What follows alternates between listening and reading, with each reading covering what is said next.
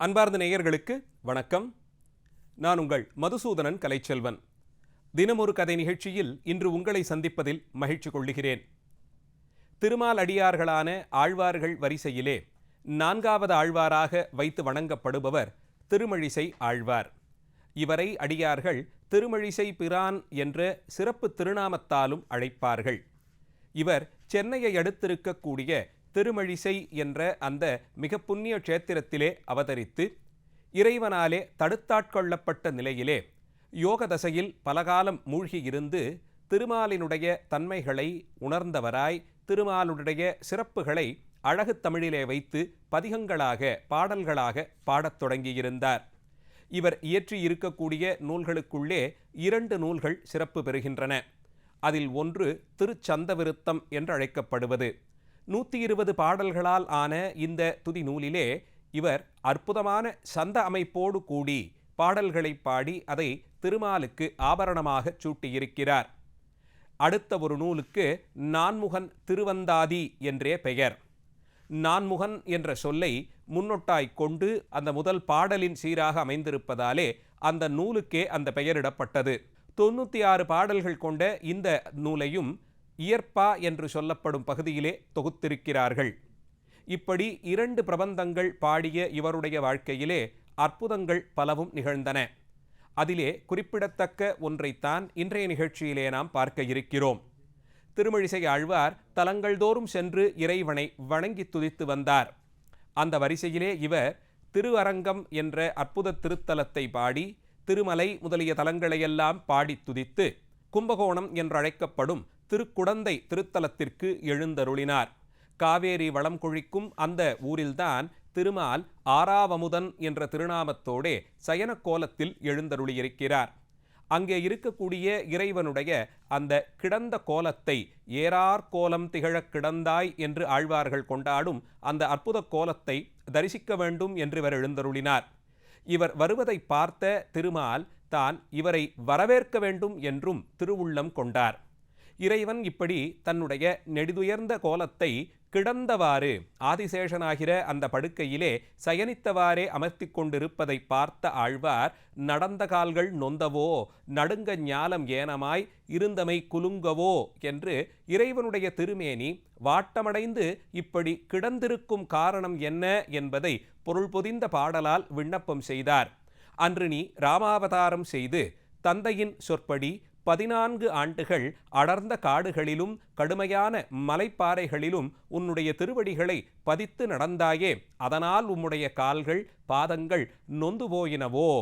தன்னுடைய திருமேனி நடுங்கும்படியான அந்த கடல்களுக்கு ஊடே ஒரு வராக அவதாரம் எடுத்து ஆழ்கடல்களை துளைத்து கொண்டு போய் பூமி தேவியை மீட்டு வந்தாயே, அந்த அசைவோ என்றெல்லாம் கேட்டு என்ன காரணத்தால் இத்தனை பெரிய நகரத்திலே அத்தனை பேரும் காண இப்படி கிடந்த கோலத்தில் காட்சி தருகிறீர்? திருமேனியிலே அசதி ஏற்பட்டு விட்டதோ என்று மிகவும் பொருள்பட பாட அதை கேட்ட திருமால், ஆழ்வீர், நீர் வரும்போது கிடந்திருந்தபடியே உம்மை வரவேற்றிருக்க கூடாது. உம்முடைய பக்திக்கும் நீர் பாடும் அந்த அமுத தமிழ் சொற்களுக்கும் எழுந்து நின்றன்றோ உம்மை நாம் வரவேற்க வேண்டும் என்ற எண்ணத்திலே எழுந்து நிற்க எத்தனித்தாராம். தான் கிடந்திருக்கக்கூடிய அந்த அற்புத கோலம் கிடந்தவாறே எழுந்திருக்க முனைந்ததை பார்த்த ஆழ்வார் கிடந்தவாறு எழுந்திருந்து பேசு என்று ஆழ்வார் பெருமானிடத்தே விண்ணப்பம் வைத்தார். கிடந்தபடியே இல்லாமல் எழுந்து நின்று நம்மிடத்தே வார்த்தை சொல்ல வேண்டும் என்று ஆழ்வார் கேட்டுக்கொண்டாராம். இந்த நிலையில் அத்தனை பேரும் காண பகிரங்கமாக திருமால் தானுடைய அந்த ஆதிசேஷனாகிற படுக்கையிலிருந்தே எழுந்திருக்க முனைந்தார். அந்த திருவுருவம் அசைந்தபடி எழுந்திருப்பதை பார்த்தால் சுற்றி இருப்பவர்கள் என்னே அழகு, எத்தனை கம்பீரம் என்று கண்திருஷ்டி வைத்து விடுவார்களோ என்று பதறிப்போனார் ஆழ்வார். வேண்டாம் வேண்டாம், இந்த நிலையிலேயே நீர் இருக்க வேண்டும், கிடந்தபடியே நம்மை அனுக்கிரகம் செய்ய வேண்டும். எழுந்து நின்றீர்கள் என்றால் நின்ற அந்த கோலத்தையும் எழுந்திருக்க முயன்ற அந்த கோலத்தையும் பார்த்து அடியார்கள் கண்ணெச்சில் பட்டுவிடும், திருஷ்டி வைத்து விடுவார்களே என்று பயந்து ஆழ்வார், வாழி கேசனே என்று நீ வாழ வேண்டும், பல்லாண்டு வாழ வேண்டும், பல கோடி 100,000 ஆண்டு வாழ வேண்டும் என்று வாழ்த்தி பெருமானை மங்களாசாசனம் செய்தார். அதனால்தான் இன்றைக்கும் கூட திருக்குடந்தை ஆறாவமுதன் பெருமாள் கோயிலிலே இருக்கக்கூடிய எம்பெருமான் உத்தான சயனமாக அதாவது கிடந்தவாறு எழுந்திருக்க முயற்சி செய்யும் சயனத்திலே கோயில் கொண்டிருப்பதாக நம்பப்படுகிறது. அந்த திருக்கோயிலிலே எம்பெருமானை பலகாலம் மங்களாசாசனம் செய்து கொண்டு ஆழ்வார் எழுந்தருளியிருந்தார். அதேபோலே ஆழ்வார் பெரும்புலியூர் என்றழைக்கப்படும் மற்றொரு திருத்தலத்திற்கு எழுந்தருளினார். அது இன்றைய திருவையாறு அந்த பகுதிகளிலே இருக்கக்கூடிய தலம். அங்கே சென்ற ஆழ்வார் பெரும்புலியூர் நம்பி என்ற ஒரு அந்தணர் 4 வேதங்களையும் 6 அங்கங்களையும் நன்கு கற்று தேர்ந்தவர். குலத்தால் தாம் பெற்றிருந்த அந்த நிலையில் அதற்கு தகுதியாய் யாக காரியங்கள் நிறைய செய்து வாழ்ந்தவர். அப்படிப்பட்ட இந்த பெரும்புலியூர் நம்பிகள் ஆழ்வார் அந்த திருவூருக்கு எழுந்தருளும் காலத்திலே ஒரு யாகத்திலே ஈடுபட்டிருந்தாராம். யாகசாலை அமைத்து கொண்டு உள்ளே இருந்தபடியே அந்தணர்கள் எல்லோரும் புடைசூழ இவர் வேத மந்திரங்களை உறக்கச் சொல்லிக்கொண்டு யாகத்தீயிலே அவிசொரிந்து நெய் விட்டு அந்த யாகத்தை நிகழ்த்தி கொண்டிருந்தார். அப்போது ஆழ்வார் அந்த திசையிலே எழுந்தருளுவதை இந்த வேதவேள்வி செய்து வந்த அந்தணர்கள் பார்த்து விட்டார்கள். ஆழ்வாரோ இன்ன குலம் என்று அறியாச் சிறப்பையுடையவர். இறைவனுடைய திருவடிகளிலே நீங்காது கலக்கமில்லா பக்தி செய்வதற்கு பிறந்த குலமோ பேசும் மொழியோ எது ஒன்றும் தடையில்லை என்பதைத்தான் பக்தியிலே ஈடுபட்ட நாயன்மார் பெருமக்களும் ஆழ்வார்களும் காண்பித்து கொடுத்திருக்கிறார்கள். ஆழ்வார்களுடைய பக்தியிலே இறைவனே ஆழ்ந்து போயிருக்க எப்போதும் இறை சிந்தனை தவிர மற்றொன்றும் அறியாத ஆழ்வார்களுக்குள்ளே குலபேதம் முதலியவற்றை ஒரு காலத்திலும் பார்க்கக்கூடாது. ஆனால் பெரும்புலியூர் நம்பிகளோ ஆழ்வார் எழுந்தருளுவதை பார்த்து இவர் இன்னகுலம் என்று அறியவில்லை. இவருடைய காதிலே நாம் சொல்லும் வேதம் பட்டுவிட்டால் அது அபசாரமாய் போய்விடும். வேதத்தை கேட்பதற்கு அதிகாரம் இவருக்கு இருக்கோ இல்லையோ தெரியவில்லை. அதனால் இவர் யாகசாலையை தாண்டி செல்லும் வரையிலும் நாம் வேதமந்திரங்களை சொல்லாமலிருப்போம் என்று சங்கல்பம் செய்து கொண்டார். உறக்கச் சொல்லி வந்த அந்த வேத பாகத்தை நடுவிலேயே நிறுத்தி கொண்டார்கள். ஆழ்வார் நடப்பதெல்லாம் அறிந்தவராய், ஆனால் எல்லாவற்றையும் இறைவன் செயலாய் பார்க்கும் கனிந்த பக்குவ நிலையிலே இருந்தவர் யாகசாலையை கடந்து போய் ஒரு வீட்டு திண்ணையிலே அமர்ந்து கொண்டார். விட்ட இடத்திற்கு பிறகு இவர்கள் அந்த வேத பாகத்தை தொடங்க வேண்டும். ஆனால் எந்த இடத்தில் நிறுத்தினோம் என்பதை வினைப்பயனாலே இந்த அந்தணர்கள் மறந்து போனார்கள். செய்வதறியாது தவித்தார்கள். வேதம் ஓதிக்கொண்டே வரும்போது விட்ட இடத்திலிருந்து தொடங்காமல் எதேச்சையாக ஒரு இடத்திலிருந்து தொடங்கினால் அது பெரும் பாவமாக கருதப்படுகிறது. விட்ட இடத்தை தெரியாமல் திணறிக்கொண்டிருந்த வேத அந்தணர்களுக்கு அவர்கள் எந்த இடத்திலிருந்து தொடங்க வேண்டும் என்பதை நினைவுறுத்தும் விதமாக ஆழ்வார் சில சமிக்ஞைகள் செய்தார். அதை அறிந்து கொண்டு அவர் காட்டிக் கொடுத்த சமிக்ஞையின்படியே இவர்களும் அந்த வேத வரியை சரியான இடத்திலிருந்து தொடங்கி ஓதி வந்தார்கள். இதை பார்த்த பெரும்புலியூர் நம்பிகளுக்கு ஆஹா, வந்திருப்பவர் ஏதோ இன்ன குலம் இன்ன நிலை என்பதையெல்லாம் நான் ஆராய்ந்தேனே. அவர் பக்தியினுடைய வீரியம், அதனுடைய ஆழம் எத்தகையதாயிருக்கிறது. இவர் குலக்கட்டுப்பாடுகளுக்கெல்லாம் அப்பாற்பட்டவர். பக்தி செய்பவர்களுக்கிடையே நாம் இதையெல்லாம் பார்க்கக்கூடாது என்ற எண்ணத்திலே அவரை சென்று வணங்க வேண்டும் என்ற ஆர்வத்தில் திளைத்தார். அப்படி ஓடிச் சென்று அவரை அழைத்து வர வேண்டும் என்று இவர் எண்ணினாலும் அப்போதிருந்த கட்டுப்பாடுகளின் காரணம் கருதி இவர் அதை தவிர்த்திருந்தார். இந்த நிலையில் யாக காரியம் நிறைவுறும் வேளையிலே அங்கே இருக்கக்கூடிய அக்னி குண்டத்தில் யாகத்திற்கான அவிர்வாகங்களெல்லாம் கொடுக்கப்பட வேண்டும். அதிலே சமர்ப்பிக்க வேண்டிய பொருள்களையெல்லாம் கொடுத்து அதன் மூலமாக அந்த சமர்ப்பணம் இறைவனுடைய திருவடிகளுக்கு போகும்படியாய் செய்ய வேண்டும். இந்த செயலிலே இவர்கள் ஈடுபட்டிருந்த போது ஆழ்வார் அந்த கிராமத்தின் வீதிகளிலெல்லாம் எழுந்தருளினார். அவர் எந்தெந்த வீதிகளில் நடந்தாரோ, எந்தெந்த திசை நோக்கி நடந்தாரோ, திருமால் அந்தந்த திசை நோக்கி திரும்பி அமர்ந்து கொண்டாராம்.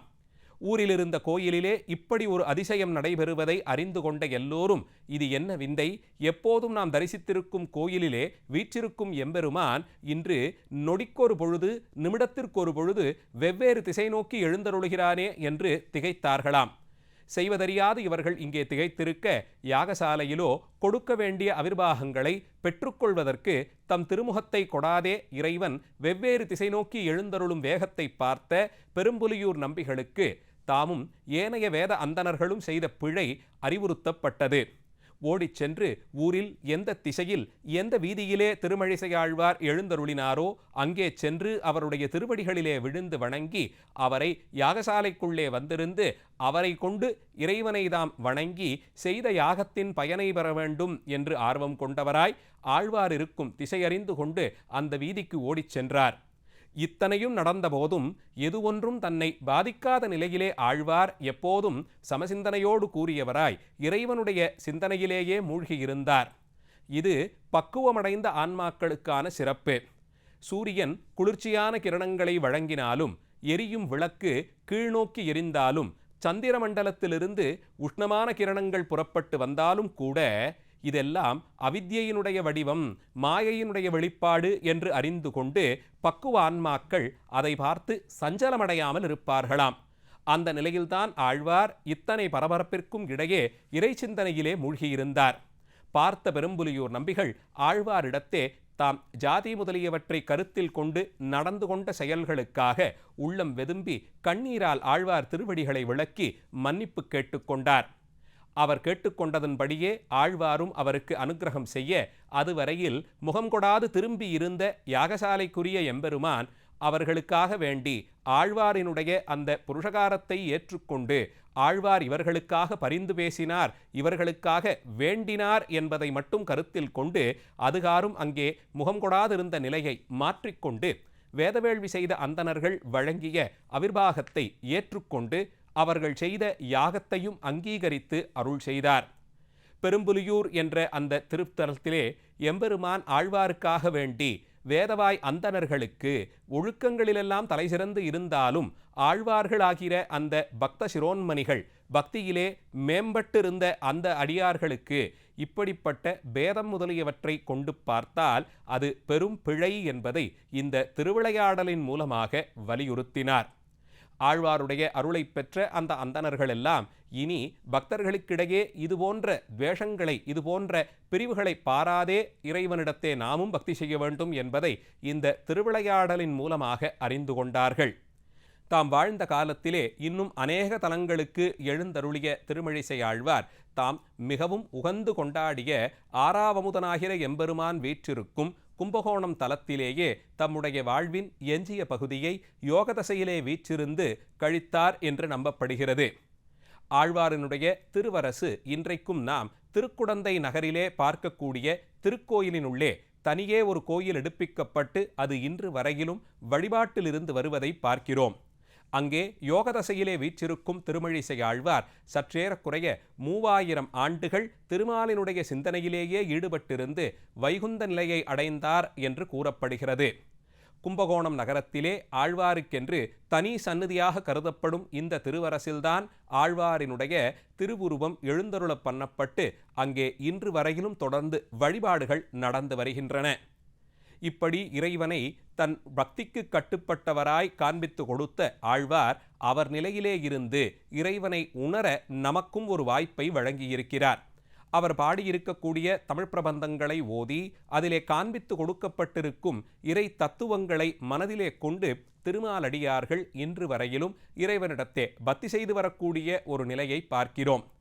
இப்படி பன்னெடுங்காலமாக இறைவன் சிந்தனையிலேயே மூழ்கியிருந்து தமக்கு உள்ளே இருப்பவனான எம்பெருமானை எல்லா பொருளிலும் நீக்கமர கலந்திருக்கும் இறைத்தன்மையை வழிபட்ட சிறப்பு திருமழிசை ஆழ்வாருக்கு உண்டு.